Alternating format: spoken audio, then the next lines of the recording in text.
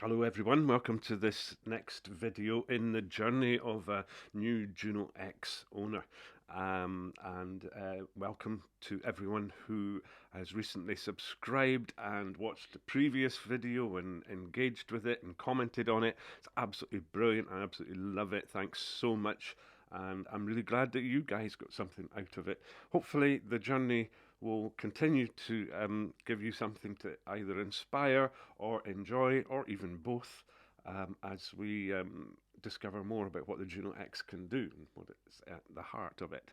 And I guess, you know, the next stage in the journey, of course, is to actually start playing with the sounds. But I thought I would do this video to share how I audition sounds. So for any board that I have the same essential starting off point, and then I can dial things in and out. You know, space. Music doesn't exist in a vacuum. It can't exist in a vacuum. So I like to give it space, and so I've got some settings to do that. So how I go about this is I go straight to top of the shop of our scenes, and I would then save this, but for brevity I'll leave that for another moment in time. And then I press shift and reverb, and then back. And what I'm going to do is, you see, I'm going to I wonder if I can do this. Zoom in. Yeah, there you go. So I'm putting the level all the way up. I'm going to go to plate, pre-delay down to 0, and time goes to maximum. Okay, so that now means that the scene that I'm in, no matter what sound I have, is going to get the benefit of mega reverb, and you know, you're talking deep space reverb at the max, and then or just, you know, shades of between 0 and that. So we now can then go into a model bank, and let's pick, say Juno X, and there's a lovely sound that is just absolutely gorgeous. I have to share it with you. 21 square pad. It is just sublime.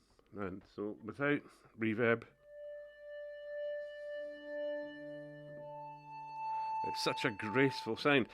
But I'd like to give it a bit of space, so I'm just going to see, get that slight kickback, and also a little bit LFO vibrato. You see, look, listen to that, it's singing now.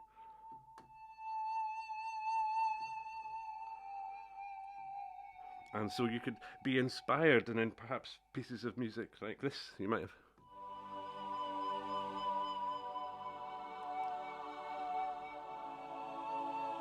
Isn't that magnificent?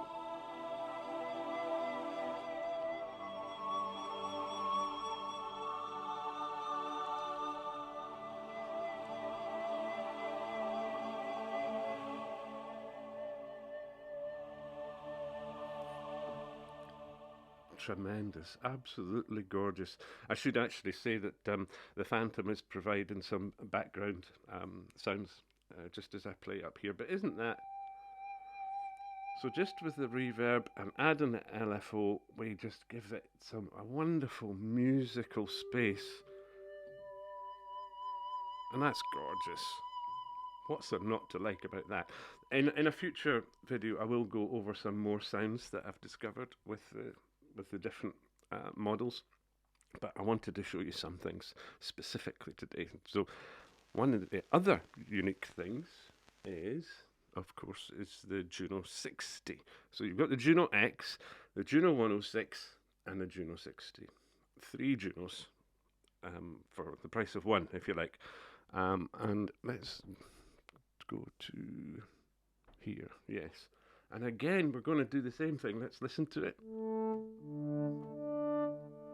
Now there's delay as an effect on the sound, but we put some reverb on it.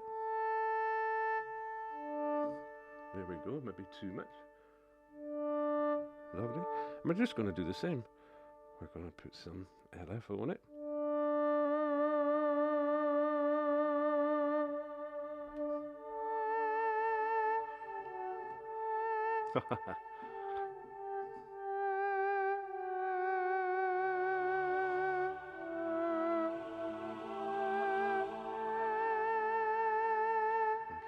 to a different sound on here. How about this? Sound familiar?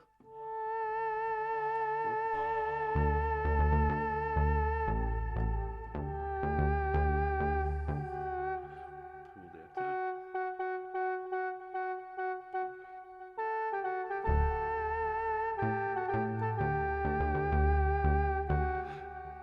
And just like that, we've got a lovely classic sound you could play for hours with that. What else is there? 24, I seem to remember. Chord, yes. But I think we were going to go to yes. And again, similar kind of thing. If I dial off the... You see, that's a nice sound. Just wanting to do more, though. I can feel it. Can't you? So, let's give it some space. Oh ho ho.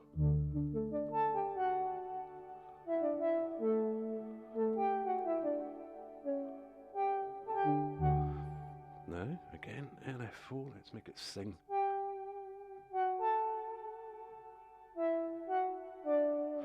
Do you know what that sounds like?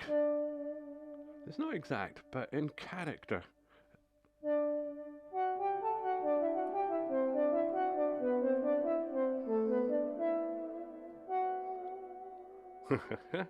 And then, of course.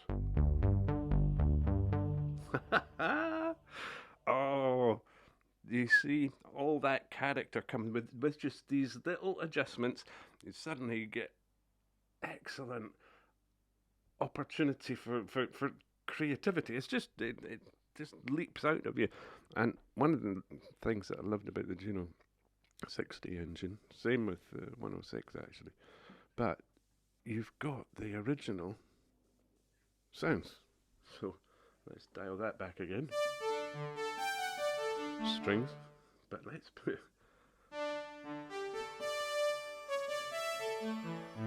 now on the original 60 you couldn't do that.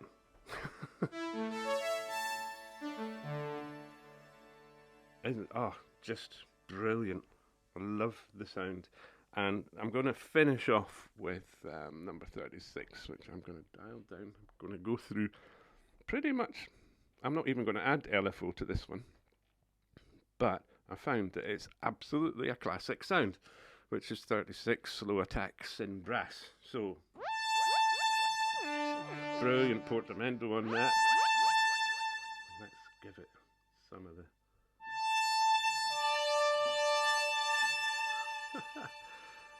And this just took me back to a sound that a lot of you will be familiar with, which was Live Aid and that big, massive live concert in the 80s. And, well, very famous song and very famous lead.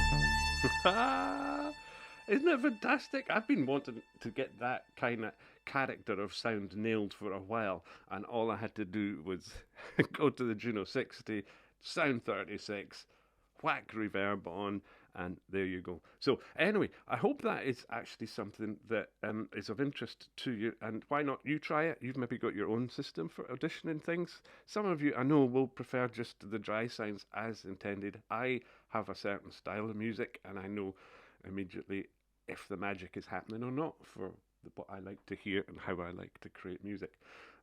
And maybe it helps you too as well. But keep enjoying your Juno 6. If you don't have one, get one.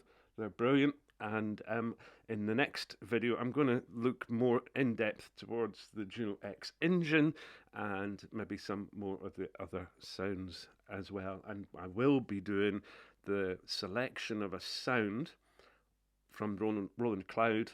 This is for the Zencore engine, and through the WC1, then put it in, transfer the sound straight in here and start using it along with the different engines. So, thanks for your time. Keep enjoying the videos. Thanks so much for your support. It really means a lot. and I look forward to seeing you next time. Cheers.